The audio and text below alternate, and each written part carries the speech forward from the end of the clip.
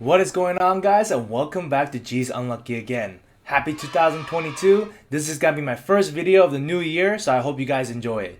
In today's video, I'll be going over my top 5 rarest card in my Korean Yu-Gi-Oh collection journey. I started this journey back in June of 2021, so it's only been like 6-7 months that I started this. And this video is more of a benchmark of where I'm at right now and how far I'm gonna grow my collection at the end of 2022. And also, this video is for everyone out there who's just started their collection and started their journey in Yu-Gi-Oh or trading card games in general. And I just wanted to show you guys that anyone can start at any time, at any place, and they can grow their collection throughout the year. And also, like always, if you enjoy these types of videos, please don't forget to subscribe and hit that notification bell for more content like this. Alright, let's get started. First, I'm gonna do my honorable mentions. My first honorable mention is gonna be my ultimate rares. These are the first ultimate rares that I ever got. It is the Ancient Gear Golem and the Cyber End Dragon. They are amazing. So when I first started, I loved the original Yu-Gi-Oh cards, especially the GX era. But I'm pretty sure everyone likes the GX era the most. Honestly, I think. Maybe it's just me. But because of that, I love the Cyber Dragon archetype. So I wanted those cards. So luckily, the Korean booster boxes weren't that expensive compared to the TCG version of it. So I bought a couple and ended up pulling the Cyber End Dragon in Ultimate Rare. And there's honorable mention number 1. Number 2 goes to the first edition Flame Swordsman LOB. Now this isn't the LOB TCG version. This is the Asian English version of it. So I know these aren't that rare or pricey for what they are, but I love having it in my collection due to the fact that it is English and first edition and LOB. And who doesn't like Flame Swordsman anyways, right? Now the last honorable mention is the Dark Magician Girl from the Rush Duel game on the Nintendo Switch. I still have the game right here actually. I bought this game just to get the Dark Magician Girl. That is the only reason why I bought it.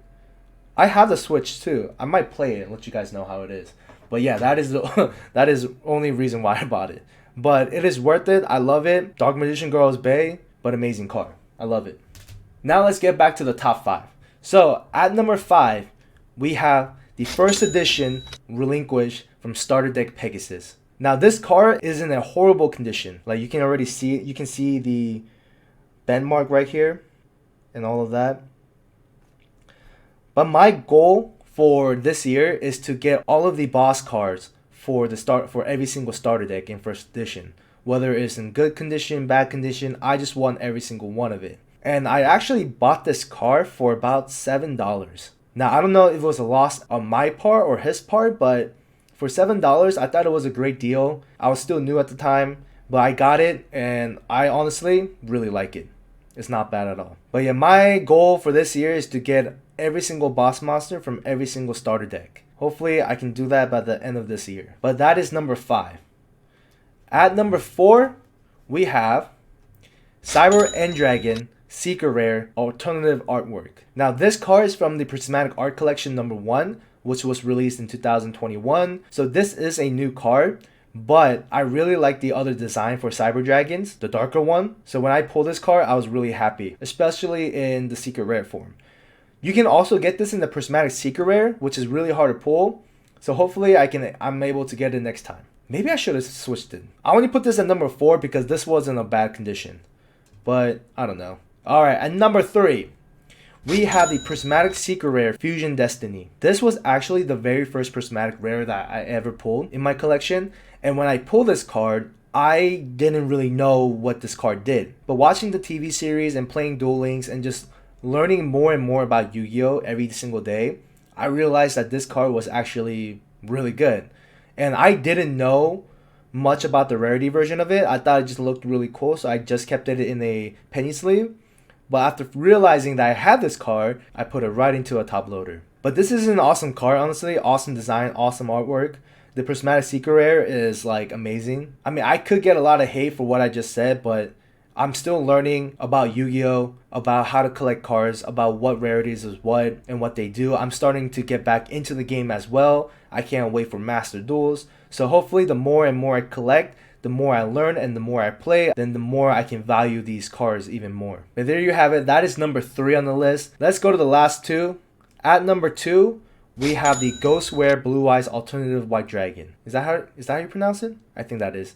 But this is also my very first ghost rare that I ever pulled in Yu-Gi-Oh! This is from the Rarity Collection number 2. I pulled this card in a funny way. Me and my buddies were drinking adult juice while pulling Yu-Gi-Oh cards while watching the anime, and I wasn't paying attention when I pulled this card, and I looked at it and I freaked out. It was great. I almost spilled my drink on it, but luckily I didn't.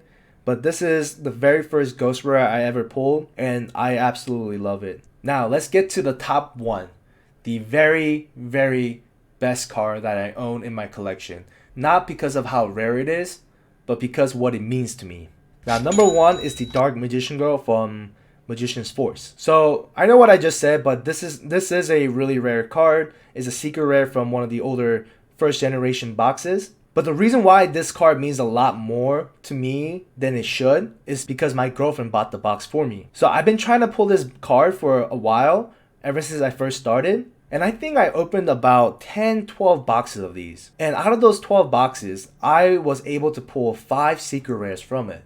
But out of all those 5 secret rares, they were not the Black Magician Girl or the Dark Magician Girl. So at that point, I kind of gave up on it until my girlfriend, started supporting me on this hobby, started supporting me on this, journey. And we went to the card store and she bought me a box of Magician's Force. And I was opening it one by one. And as I got closer to the end of the box, I realized I wasn't pulling it because I already pulled 2 ultra rares, 4 super rares, and a lot of rares. So at that point, I already knew all the ratios has been pulled, and I had 3 packs left. And if those packs didn't have the secret rare, then I was, it was a bust. But literally on the second to last pack, I was casually looking through the cards, and when I saw it, I freaked out. It was like 2 in the morning, but I ran back into the room, and I started waking up my girlfriend. I was like, babe, I pulled it.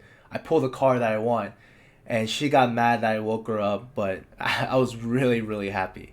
So this card will never be for sale. It will never leave my possession. I will probably get it PSA graded, and no matter what grade it comes back, I will always keep it. But these are my top 5 cards starting for 2022. Let's see how big or how better it gets by the end of 2022. But thank you so much for watching this video, and I'm really happy that you get to be part of this journey with me. So as I open more booster boxes or explain more about the Korean Yu-Gi-Oh community, I hope that you stay by my side and go on this journey with me. And hopefully we can get this community big and more people will be interested in Korean Yu-Gi-Oh cards as much as I am. But thank you so much for watching. If you enjoyed today's video, please consider subscribing and hitting that like button. It will mean the world to me. Happy 2022. Let's all work on our goals together and just have a successful year. Thank you once again for watching. Have a great day. Please stay safe, and I'll see you in the next video.